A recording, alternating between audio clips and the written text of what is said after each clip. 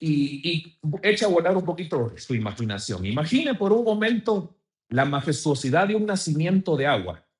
Imagínense que en un lugar debajo de la tierra, por supuesto, está naciendo el agua y literalmente está brotando en ese lugar.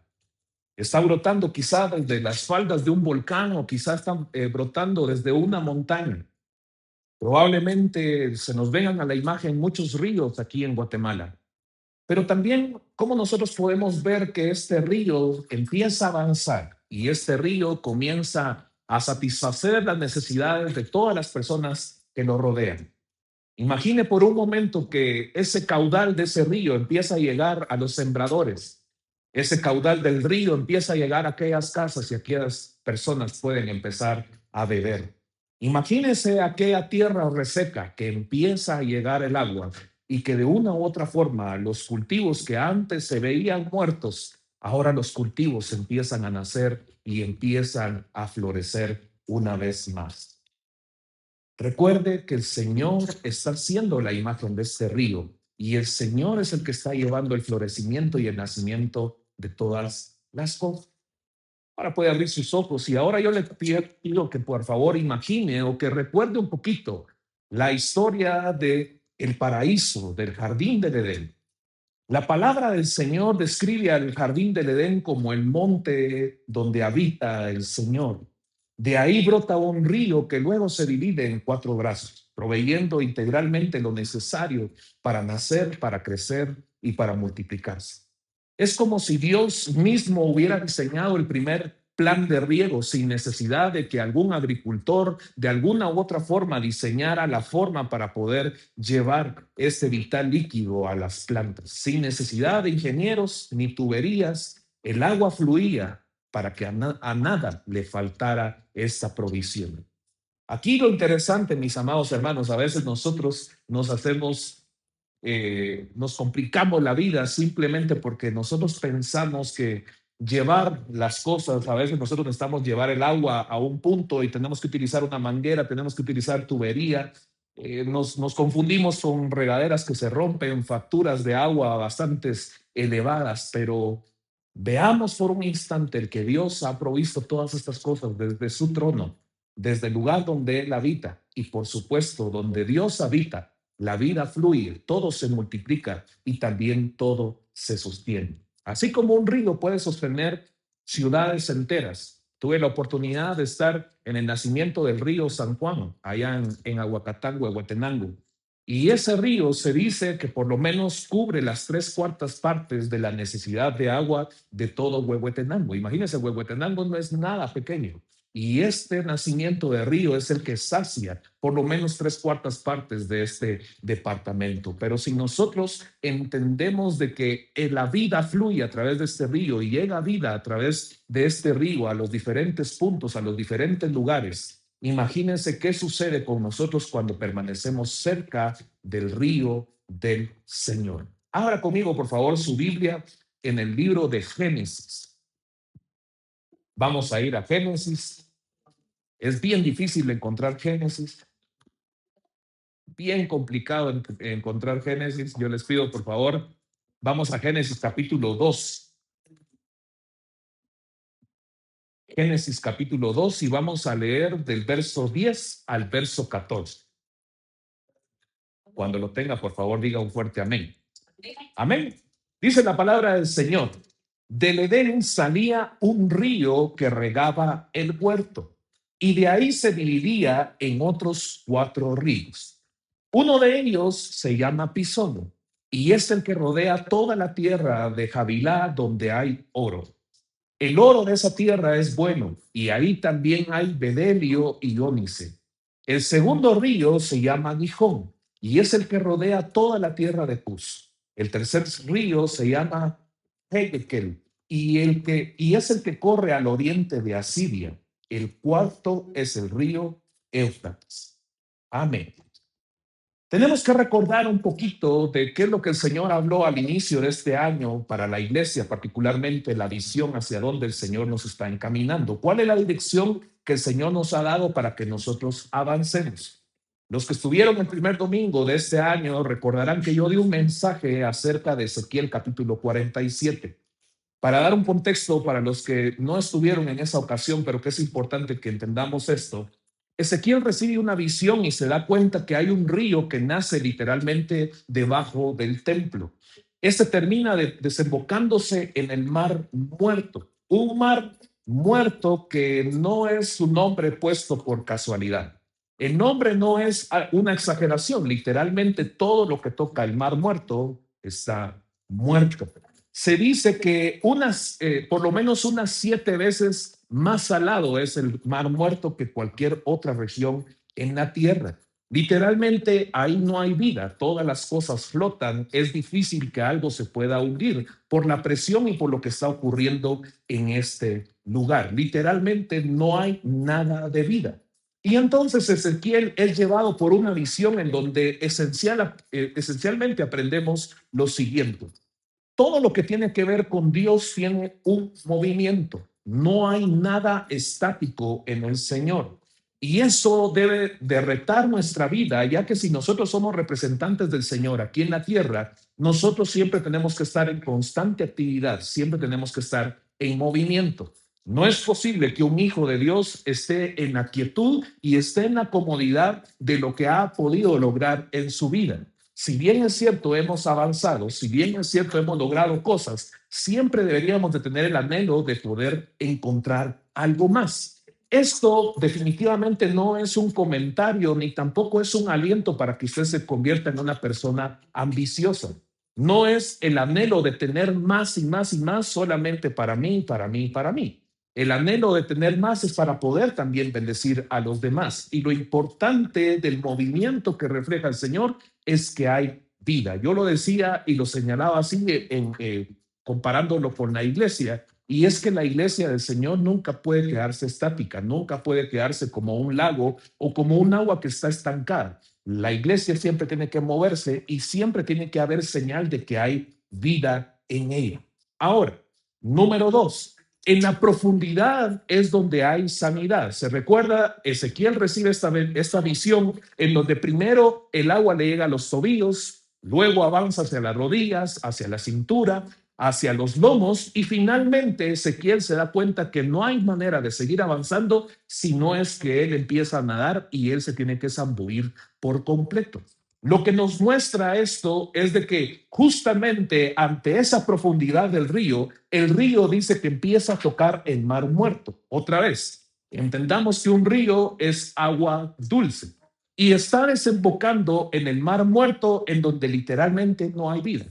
Y Ezequiel recibe la visión en donde ese mar muerto empieza a perder su salinidad y empieza a perder todo aquello que hace que no florezcan las cosas. Al contrario, el río empieza a proveer vida de tal manera que Ezequiel se da cuenta que todas las cosas alrededor empiezan a crecer. Hay vegetación, hay árboles, hay vida. Y llega un punto, y es lo tercero que nosotros tenemos que aprender, es que cuando hay sanidad en nuestras vidas, cuando hay sanidad en nuestros corazones, también así hay bendición para otras personas. Porque Ezequiel se da cuenta que una vez empieza a ser sano el mar muerto, se da cuenta que también alrededor de ese lugar hay peces en abundancia, hay muchos pescadores y compara al mar muerto con el mar Mediterráneo. Es bien interesante que el mar Mediterráneo es uno de los mares más ricos en cuanto a la cantidad y la variedad de peces que hay en ese lugar. En el mar muerto no hay absolutamente nada de eso, pero la palabra del Señor compara al mar Mediterráneo con el mar muerto y se da cuenta Ezequiel entonces de que ha llegado la sanidad del río del Señor y entonces empieza a haber bendición para otros también. Amados hermanos, recordemos que el Señor nos está pidiendo que avancemos, que siempre estemos en constante movimiento hacia lo que el Señor ha planeado para esta iglesia. Hay una misión que debemos cumplir. Particularmente la misión para todos es que compartamos el Evangelio. No debería de haber un momento en el que nosotros descansemos de la misión que el Señor nos ha encomendado. Siempre debería de haber un hambre, debería de haber una necesidad de poder compartir el Evangelio del Señor a aquellos que lo necesitan y que tengan la misma bendición que nosotros hemos encontrado en el Señor. Ahora, Muchos de nosotros hemos dicho, yo quiero ser de bendición para alguien más, yo quiero llevar ese mensaje de salvación, yo quiero predicarle a las personas, o siquiera quiero tener las posibilidades para poder ayudar a las personas y que salgan de la pobreza, que salgan de la miseria en la que están. Bueno, la palabra del Señor aquí nos muestra que si nosotros no sanamos, no podemos bendecir a las demás personas. Porque el problema es de que nosotros vamos con las mismas premisas, vamos con los mismos daños, vamos con los mismos golpes, vamos con las mismas heridas delante de las personas y lastimosamente en lugar de bendecir, terminamos empeorando las cosas. Es por eso, mis amados hermanos, que este año no solamente es importante que haya movimiento en nosotros, que haya movimiento personalmente, que haya movimiento en nuestra empresa, que haya movimiento en nuestra familia, que haya movimiento en esta iglesia. Lo más importante que debemos evaluar, ser conscientes, eso es cada quien. Yo no soy algún juez, no tengo la autoridad ni tampoco el don de poder discernir lo que hay en sus corazones, pero el Señor sí. Y usted sabe perfectamente cuáles son las áreas en las que Dios tiene que seguir trabajando en su corazón. Pero, mi amado hermano, si usted se queda a la orilla, simplemente no va a haber sanidad. Si usted se queda solamente al margen de las situaciones, simplemente no va a haber sanidad. En lo profundo del río del Señor es donde encontramos sanidad. Y una vez encontremos sanidad, va a ser entonces todo lo necesario para que nosotros podamos bendecir a otras personas. Yo pregunto esta mañana, ¿quiénes quieren bendecir a otras personas este año? Busquen la sanidad de su corazón, busquen la sanidad de su alma. Y eso, mis amados hermanos, no lo puede hacer absolutamente nadie más, si no es solamente el Señor, solamente su palabra, solamente su Espíritu Santo. Habiendo dicho esto, ya teniendo la base de qué estamos hablando y por qué vamos a resultar hablando de Génesis, es importante que yo les dé también el contexto de cómo es que se debe interpretar Génesis. Génesis es uno de esos libros bastante complicados porque particularmente inicia el relato acerca de cómo es que se crearon todas las cosas. Durante años ha habido un gran debate de cómo se debe interpretar el libro de Génesis. ¿Será que se debe interpretar de manera literal? ¿Será que los 7 días de la creación son explícitamente literales? ¿Será que así como el Señor estaba formando todas las cosas, pues así se formaron todas las especies? ¿Será que los animales más raros, algunos se preguntan, ¿será que en esos 6 días es donde Dios también creó a los dinosaurios? ¿Será que creó ahí a los animales más extraños, aquellos que nosotros no podemos ver o que no tenemos de alguna manera la forma de evidenciar que ellos existieron? Bueno, ¿será que eso existió ahí? Nosotros nos hacemos muchas preguntas acerca de Génesis y el problema de acercarse a Génesis como un libro literal es de que nosotros vamos a intentar encontrar respuestas científicas de un libro que no está intentando presentar ciencia. Por lo tanto, se hace bastante complejo el poder interpretar el Génesis. Por lo menos les puedo mencionar que hay unas 6 variantes de métodos para poder interpretar el libro de Génesis. Y es de sumo cuidado el poder entender qué es lo que está involucrando esto. Ahora, un principio de interpretación de la Biblia dice que la Biblia se interpreta a sí misma, ¿verdad? Porque a veces las personas dicen, bueno, pero es que yo no voy a saber tanto de la Biblia, eso parece que solamente es trabajo de los teólogos, solamente es trabajo de los pastores, ellos sí tienen todas las herramientas para poder descubrir lo que hay en la palabra del Señor, pero la realidad es que no. La Biblia se interpreta a sí misma. Cuando yo leo la palabra del Señor, me doy cuenta que en la misma Biblia voy a encontrar las respuestas a probablemente las preguntas o las incógnitas que a mí me surjan. Y es por eso importante que nosotros nos acerquemos a la Biblia con la intención de que ella misma nos responda de qué es lo que está ocurriendo en ese lugar. A partir de Génesis 2, querer descubrir en dónde estuvo el Edén es bastante complejo. Quizá alguno de ustedes ha escuchado alguna prédica, alguna enseñanza acerca de Génesis 1 o Génesis 2. Y a veces el problema con Génesis 2 es de que los teólogos y a veces quizá con una tendencia hacia la geografía y demás, quieren descubrir en dónde está el punto preciso en dónde se creó el Edén o dónde estuvo en algún momento. Y se basan en que nos da aquí justamente Génesis 2 el nombre de 4 ríos importantes. 2 de ellos todavía existen, pero 2 que se desconoce ni cuáles eran ni en dónde tenían que ver o dónde tocaban tierra. Es importante también saber de que más adelante pues viene el diluvio y después del diluvio geográficamente la tierra cambia drásticamente. Importante de que Dios quería que el Edén quedara oculto y pues nadie intentara regresar a ese lugar. Hay unas implicaciones más que solamente la descripción de un lugar geográfico. Tenemos que ver esto a un nivel mucho más profundo y Ezequiel justamente interpreta el Edén de una manera bastante interesante. Ezequiel interpreta el jardín del Edén como el monte santo de Dios. Y para que usted lo pueda comprobar, vaya conmigo, por favor, a Ezequiel capítulo 28. Ezequiel capítulo 28, el verso 13 y el verso 14. Yo lo voy a leer en la nueva versión internacional porque justamente usa un juego de palabras ahí interesante, pero en su Reina Valera también va a ser entendible. Cuando lo tengan, por favor, digan un fuerte amén. Amén. Dice Ezequiel 28, ¿estabas en dónde? En el Edén. Recuerde que esta es la profecía para el rey de Tiro, ¿verdad? Ezequiel está yendo a profetizar a este rey. Y entonces dice, estabas en el Edén. ¿En dónde? En el jardín de Dios, ¿verdad? Si nosotros avanzamos la siguiente línea, ¿verdad? Porque dice después, adornado de toda clase de piedras preciosas, rubí, crisólito, jade, topacio, cornalina, jaspe, zafiro, granate y esmeralda.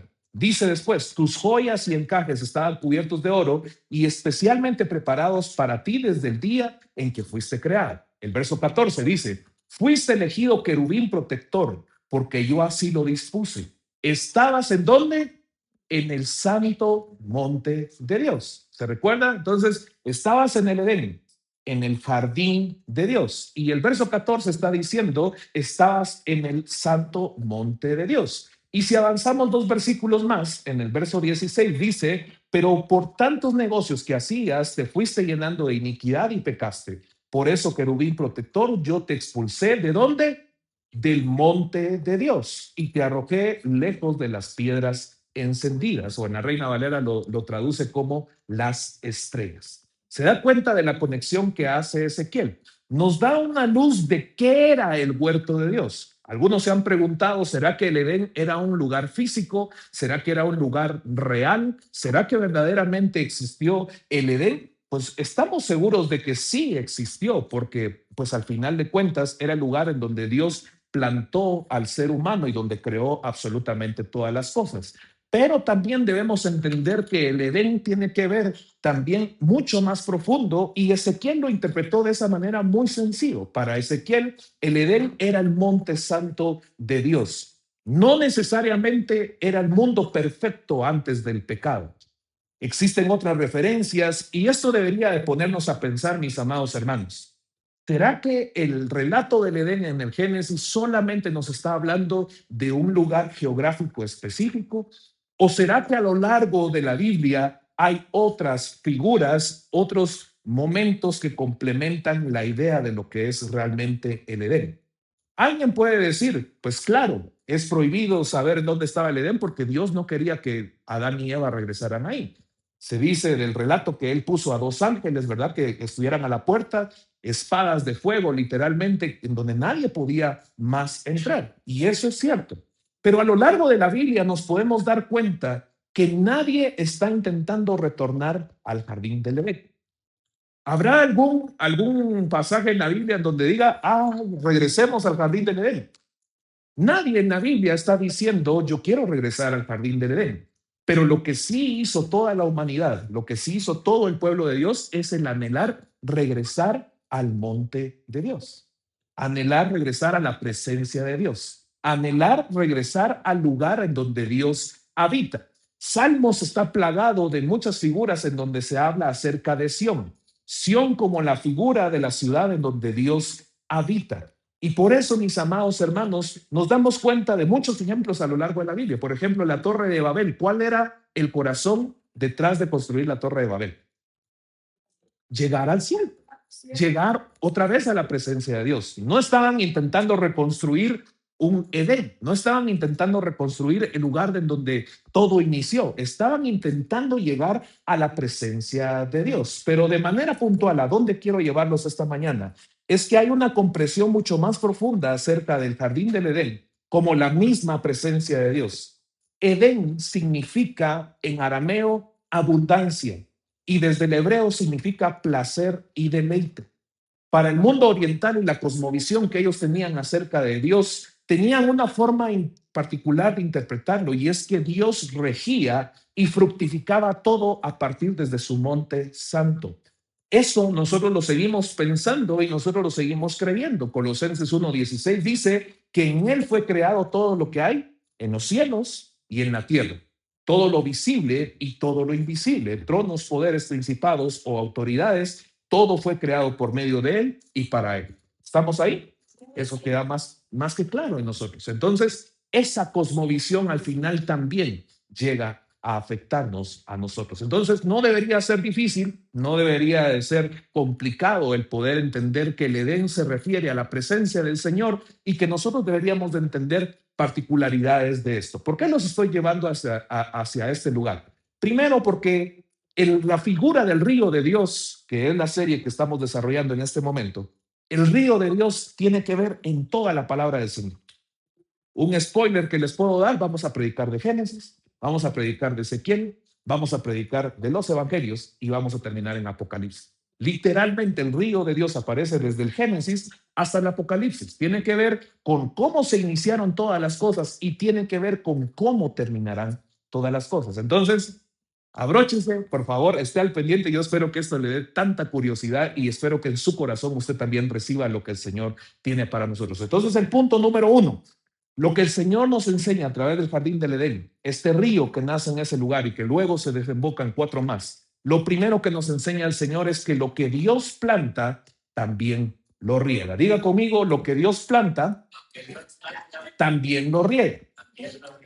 Dios plantó, porque así es como dice la palabra del Señor, Dios plantó el jardín del Edén. Dios sabía que ese lugar requería de un cuidado especial. Si no, pues preguntémosle a alguna de las preciosas damas de este lugar a ver qué pasa si alguien se atreve a tocar su jardín.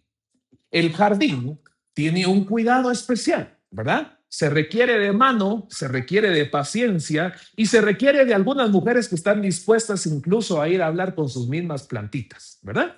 Y entonces, ¿qué está hablando mi mamá ahí atrás, verdad? Y uno dice, ¿qué está pasando ahí? Hola, mi preciosa, ay, tan linda que amaneciste hoy. O a otra, ¿por qué te me estás marchitando? Ay, no seas así, si tú eres la más favorita del jardín. Y empiezan a hablar con las plantas. Por supuesto, están aprovechando para quitar las hojas secas, quizás están aprovechando para echarle algún abono, para hacer algún tratamiento para que éstas sigan creciendo y por supuesto el ir a echar agua, ¿verdad?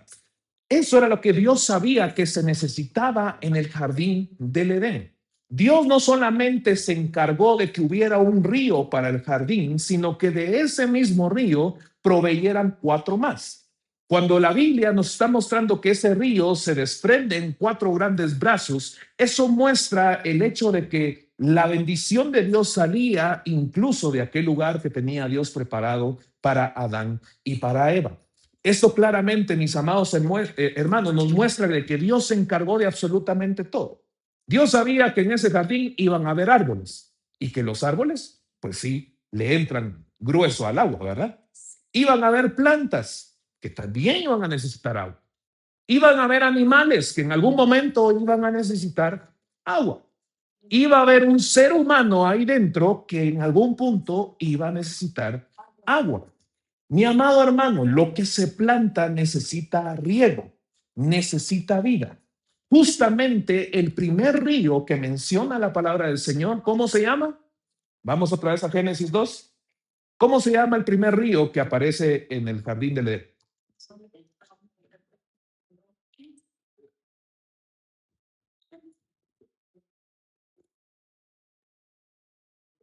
¿Cómo se llama su primer río?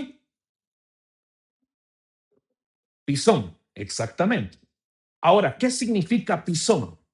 Pisón significa literalmente un incremento o un aumento. Mi amado hermano, si usted siembra una semilla, ¿la riega con qué intención? De que ésta dé fruto, de que ésta nazca, ¿verdad?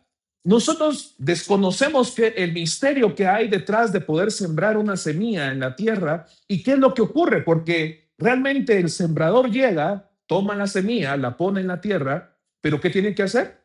Taparlo con más tierra. ¿Qué pasa ahí abajo? Sabe, ¿verdad? Nosotros sabemos qué es lo que sucede porque en el colegio, en la escuela, nos hicieron hacer un experimento de plantar un frijolito, ¿verdad? Y entonces se creaba humedad en ese lugar, en ese frasco, ¿verdad? ¿Y qué era lo que pasaba con ese frijolito? Germinaba, ¿verdad? O sea, había un punto en donde éste empezaba a tener vida. El agua tiene la capacidad química de poder proveer vida a algo que probablemente estaba ya muerto.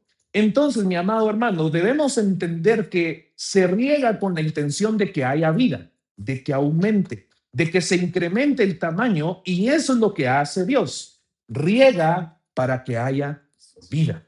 Eso es lo primero que nos muestra el jardín del Edén. Este primer río muestra de que Dios está dando el riego para que haya vida. Si no hay agua, no hay vida, ¿verdad? Podemos preguntarle aquí a la doctora Giré, usted se puede dejar de comer todo lo que quiera durante 40 días, que no va a haber ningún problema. Su cuerpo tiene las reservas suficientes para poder subsistir, pero agua no le puede faltar. Usted no puede vivir sin agua. Usted necesita el agua todos los días. Sin agua, usted se muere. Y eso es lo que Dios provee. Número dos, Dios riega para que algo nazca. Diga conmigo, Dios riega para que algo nazca. Muy bien, recordando otra vez, ¿verdad? Nuestro experimento del frijolito, ¿verdad? ¿Por qué era importante el agua? ¿Será que el frijolito, si lo dejábamos solamente en el frasquito, iba a suceder algo? No, necesitaba que el agua empezara a germinar en él. Pero ¿qué pasaba? No solamente empezaba a provocar un estado químico en el frijolito, ¿qué era lo que pasaba 3 o 4 días después? Salía la raíz. Pero literalmente el frijol, ¿qué era lo que sucedía? Se reventaba, ¿verdad? O sea, se quebraba para que pudiera empezar a salir vida de ese lugar. Se revienta, se quiebra, pero es porque algo está naciendo de él. ¿Cómo se llama el segundo río que aparece en el relato de Génesis? Gión, exactamente. ¿Qué significa Gión? Literalmente significa estallar o reventar. Mire que todo está, pero precisamente puesto en su lugar. Lo que tiene vida, lo que tiene movimiento, mis amados hermanos, tarde o temprano tendrá que estallar, tendrá que quebrarse. ¿Para qué?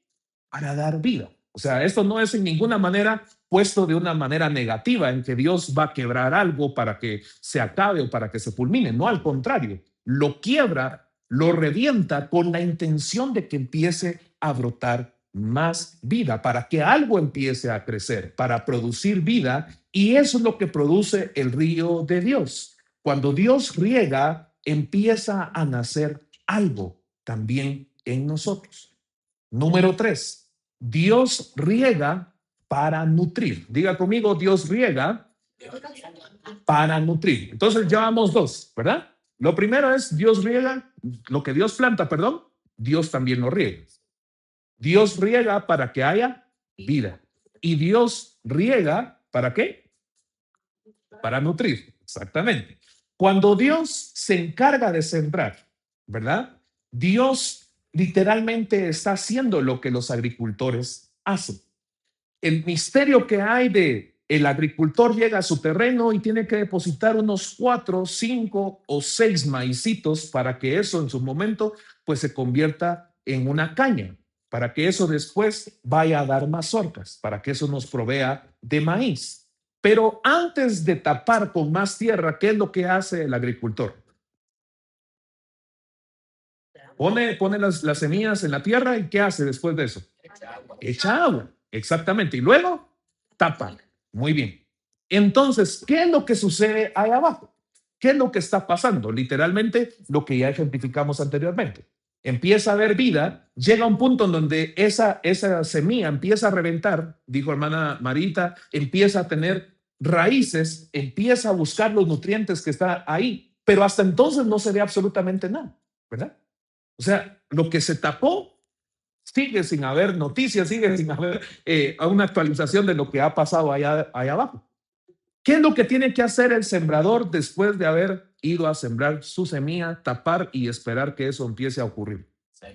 Seguir regando, seguir proveyendo agua. ¿Por qué? Porque en algún punto lo que se está germinando debajo de la tierra, esto empieza a cobrar vida, revienta, empieza a haber un pequeño brote, pero hasta entonces es algo desconocido. Si se deja de regar, pues lamentablemente nunca va a salir de la tierra. Necesita seguirse regando. ¿Para qué?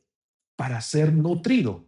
Y entonces sale de la tierra y empieza a ver algo visible delante de todas las personas. ¿Y eso con qué objetivo? Para que esto crezca. Y Dios se encargó de que en el jardín del Edén hubiera nutrición, que hubiera crecimiento, que hubiera señales de que había vida. ¿Cómo se llama el tercer río que aparece en el relato del Edén? Heidekel o Tigris aparece en la Reina Valera 60, ¿verdad? Todos creo que nos aprendimos ese nombre en la escuelita dominical como el río Tigris. ¿Y qué es lo que significa Tigris? Literalmente significa aceleramiento o algo rápido. ¿Quiénes son los que manejan vehículo en este lugar? Todo el, a ver, allá. Ahora ninguno maneja vehículo. Mano Julio maneja rastras, maneja tráileres, maneja de todo y ahora está ahí mero tímido, ¿verdad? ¿Qué es lo que pasa con el que empieza a manejar? Pues al principio, ¿verdad? Quizá hay un temor, máxime cuando nos ponían a aprender con un carro mecánico, ¿verdad? Ese juego ahí de acelerador, clutch y esa combinación que tiene que haber perfecta para que el carro salga suavecito, ¿verdad? Pero esa salida del vehículo es de una manera lenta, ¿sí o no? El vehículo sale y sale de una manera lenta. Lo que el conductor busca es que el carro se estabilice y que empiece a avanzar de una manera progresiva, ¿verdad? Pero yo le pregunto, y especialmente hermano Julio, que se va a meter ahí a los freeways allá en Estados Unidos, ¿verdad? Un freeway, ¿será que hermano Julio puede andar en un freeway en primera velocidad todo el tiempo? No. Si un freeway probablemente le está demandando 70, 80 o hasta 90 millas por hora, ¿verdad? Usted tiene que ir al paso de cómo van las demás personas. Uno no puede todo el tiempo irse en primera, ¿verdad? Y esperando a ver qué sucede. Si usted va a esa velocidad en un freeway, simplemente lo van a sacar y le van a decir, váyase por el camino de abuelitas, ¿verdad? Que le vaya bien. Usted se puede ir muy bien por ese lugar, ¿verdad? Si usted quiere ir aquí, tiene que ir metiéndole la pata, ¿verdad? Y eso, ¿qué es lo que nos enseña, mis amados hermanos? Es que nosotros no podemos permanecer todo el tiempo a la misma velocidad. Más adelante en el Nuevo Testamento nos vamos a dar cuenta que el apóstol Pablo compara al cristiano en muchas ocasiones como un bebé espiritual, un bebé que necesita lechita, que necesita un alimento blando para su estómago, que no le puede dar a usted de primas a primeras un gran filete de carne, ¿verdad? Pero dice que más adelante también necesita también carne, o sea, no se puede quedar toda la vida con lechita, ¿verdad? A veces es un tanto incómodo, ¿verdad? Niños ahí de 7 años que ya entraron a primero de primaria, como diría mi abuelito, ya con señas de bigote y todavía andan ahí queriendo tomar pachita.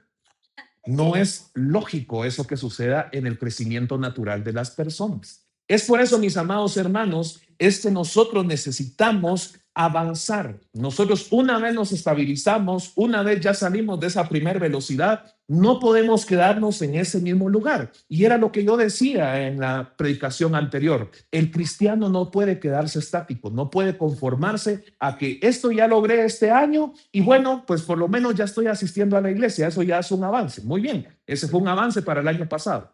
Pero ¿cuál es el avance o hacia dónde se va a encaminar usted este año? ¿Hacia dónde va a crecer? ¿Hacia dónde va a adquirir velocidad? Es necesario avanzar, es necesario que haya velocidad. El río de Dios satisface esa necesidad. Hay un avance, hay un aceleramiento, hay rapidez en lo que nosotros estamos haciendo. Entonces, número 1, Dios planta y Dios riega.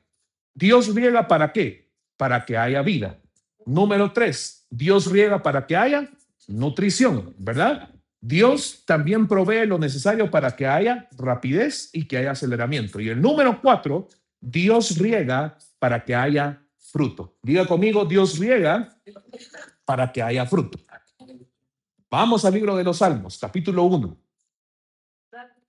Salmos, capítulo 1, verso 3. Pasaje muy conocido, pero que es importante que notemos algunos detalles ahí justamente que nos ejemplifican lo que está sucediendo en el jardín del Señor. Amén. Dice, ese hombre es como un árbol plantado junto a ¿qué? Junto a corrientes o arroyos. Llegado el momento, da su fruto y sus hojas no se marchitan. En todo lo que hace, prospera. Este pasaje muy conocido por nosotros y es perfecto para ejemplificar esto. Dios planta, Dios riega para que haya vida. Dios riega para que algo se germine ahí abajo de la tierra, para que esto crezca, para que esto se nutre. Pero llega un momento en donde usted espera que el arbolito que usted sembró dé fruto. Usted no solamente está, voy a sembrar mi arbolito aquí para que me dé sombra, ¿verdad? Porque aquí se pone muy intenso el sol y pues yo solamente quiero mi arbolito de sombra. Pues habrá quien sí, pero hay regularmente lo que se busca de un árbol es que dé fruto, ¿verdad? Si usted planta un árbol, usted está esperando que en algún punto esto le regale algo, que le dé vida, que haya señal de que se está multiplicando. El cuarto río, ¿cómo se llama? El río Éufrates. Y el Éufrates significa lleno de fruto. Qué interesante. El Éufrates significa lleno de fruto.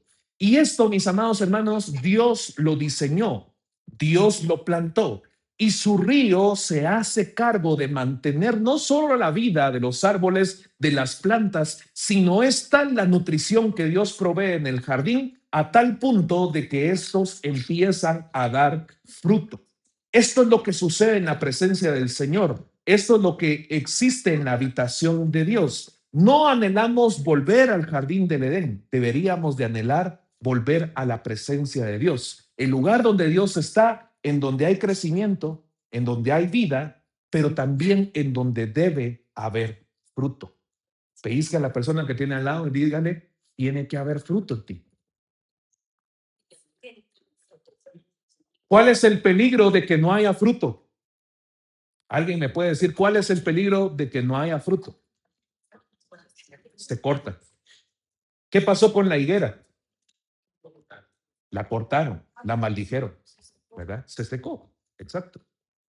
Y entonces, mis amados hermanos, la seña de que en nosotros haya vida, excelente.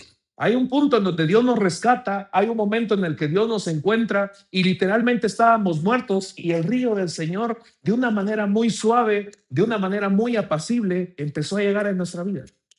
Pero usted no solamente se puede quedar a la orilla donde las olas son pequeñas, en donde solamente le está tocando la planta a los pies, en donde está llegando de una manera muy sutil a su vida.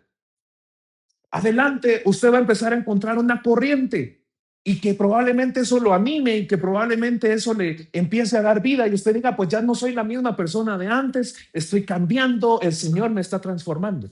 Pero va a llegar un momento en donde Dios también va a pedir que usted acelere su paso, que empiece a avanzar, que empiece a crecer, que empiece a dar señal de que usted está vivo. Pero finalmente no es el objetivo solamente decir, excelente, el hermanito está vivo. La iglesia está viva. Excelente. Bueno, 100 puntos para Vórtice porque por lo menos está viva. No, Vórtice llega a un punto en donde tiene que dar fruto. Cada uno de ustedes tiene que llegar el momento en donde deben dar fruto. Sus empresas tienen que haber un momento en donde tienen que dar fruto. Yo se los dije hace 15 días.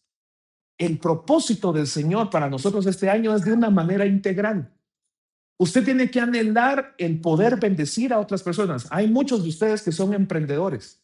Y qué buenísimo el emprendedor que le toca ser de todo y hacer de todo, ¿verdad? ¿Quién es el gerente de operaciones? Presente. ¿Quién es el conserje? Presente. ¿Quién es el que llama a los clientes? Presente. Pero tiene que haber un momento en su empresa, mi amado hermano. Espero que usted lo atesore en su corazón y que sea de una manera profética para su vida. que usted salga de esa comodidad y que usted diga, bueno, ya hay que poner un conserje, hay que poner una secretaria, hay que poner a alguien a ventas y yo me voy a encargar que el resto de cosas. Y llega un punto donde empieza a haber ese fruto, pero el siguiente año tiene que haber más fruto. Tiene que haber un avance, tiene que haber vida. Su familia no se puede conformar a ser la misma familia de siempre, ¿verdad? Siempre tiene que haber el anhelo de crecimiento, que ustedes también haya fruto en ustedes y que bendigan a otras personas. Como personas individuales tenemos que ir creciendo, tenemos que ir avanzando, pero también tiene que llegar el momento en el que damos fruto. Y con esto termino. El río de Dios da vida, el río de Dios da crecimiento. Y todo esto en el plano original de lo que Dios sembró en el jardín del Edén. Número dos, el río de Dios rompe, quebranta, revienta, pero para que algo nuevo nazca del interior. El río acelera, el río empieza a dar movimiento mucho más rápido. La rapidez la provee el río. Lo sano siempre crece. Lo sano siempre crece. Es inevitable pensar que algo que se fundó con rectitud, algo que se hizo de manera correcta, algo que está sano, que está bien cuidado, no crezca. Realmente lo sano crece. El río finalmente provoca el fruto. A su tiempo se multiplica y su hoja no cae. Todo lo que hace prospera. Esto es lo que nos enseña el río de Dios en su concepción desde el libro de Génesis. Por favor.